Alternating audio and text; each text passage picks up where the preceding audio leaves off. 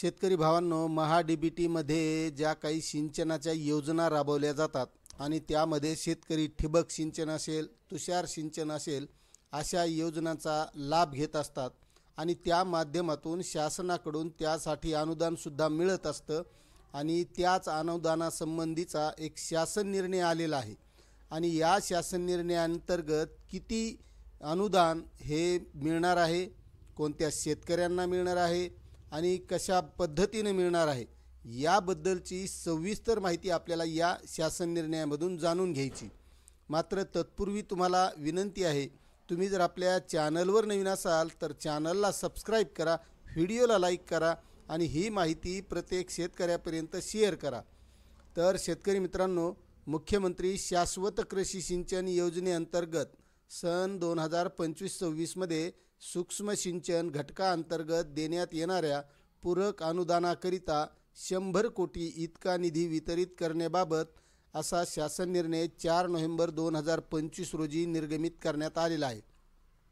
आता यामध्ये राज्यातील शेतकऱ्यांना शाश्वत सिंचनाची सोय उपलब्ध करून देण्याच्या उद्देशाने अवर्षण प्रवण क्षेत्र तसेच आत्महत्याग्रस्त व नक्षलग्रस्त जिल्ह्यात मुख्यमंत्री शाश्वत कृषी सिंचन योजना राबविण्यात येत असते. आता या अंतर्गत सन 2024-25मधील वित्त विभागामार्फत मंजूर अर्थसंकल्पीय तरतुदीच्या मर्यादेत मुख्यमंत्री शाश्वत कृषी सिंचन योजनेच्या 500 कोटीच्या सूक्ष्म सिंचनाकरिता पूरक अनुदान घटकासाठी 400 कोटी अधिक वैयक्तिक शेततळे या घटकासाठी 100 कोटी कार्यक्रम संदर्भीय दिनांक 24/4/25 रोजीच्या शासन निर्णयान्वये प्रशासकीय मान्यता देण्यात आली आहे. आता शासन निर्णय असा आहे, सन 2025-26 या वर्षात मुख्यमंत्री शाश्वत कृषी सिंचन योजनेकरिता 100 कोटी निधी आयुक्त कृषी यांना अर्थसंकल्पीय वितरण प्रणालीवर वितरित करण्यात येणार आहे.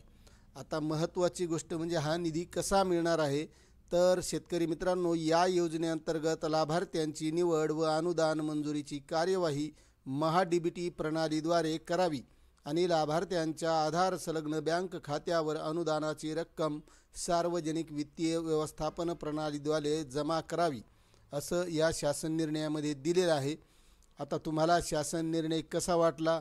तुम्ही या अगोदर ठिबक सिंचन असेल, तुषार सिंचन असेल, या योजनेचा लाभ घेतला आहे का? तुमचं अनुदान मिळालं आहे का? नक्कीच कमेंट करा. चॅनलवर नवीन असाल तर सबस्क्राईब करा. धन्यवाद.